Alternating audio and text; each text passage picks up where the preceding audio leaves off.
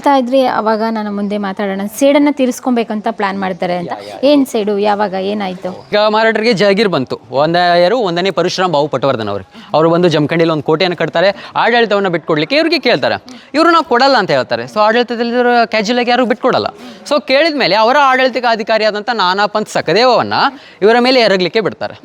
ದಾಳಿಗಳಾಗುತ್ತೆ. ಕೊನ್ನೂರು ದೇಸಾಯಿ ಅವರಿಗೆ, ಜಮಖಂಡಿ ಪಟವರ್ಧನ್ ಅವರಿಗೆ ದಾಳಿಗಳಾಗುತ್ತೆ. ದಾಳಿಯಲ್ಲಿ ಕಾಡಪ್ಪ ದೇಸಾಯಿ ಅವರು ಸೋಲ್ತಾರೆ. ಸೋತು ಪಲಾಯನವನ್ನು ಗೈದು ಮುಧೋಳದ ಗೋರ್ಪಡೆ ಸಂಸ್ಥಾನದಲ್ಲಿ ಆಶ್ರಯವನ್ನು ಪಡಿತಾರೆ. ಆಶ್ರಯವನ್ನು ಪಡೆದ ಮೇಲೆ ಅವರ ಆಮೇಲೆ ಮರಣವನ್ನು ಹೊಂದ್ತಾರೆ. ಅವರು ಮರಣ ಹೊಂದಿದ ಮೇಲೆ ಗದಿಗೆಪ್ಪ ದೇಸಾಯಿ ಅಂತ ಅವ್ರ ಸಹೋದರ ಬರ್ತಾರೆ.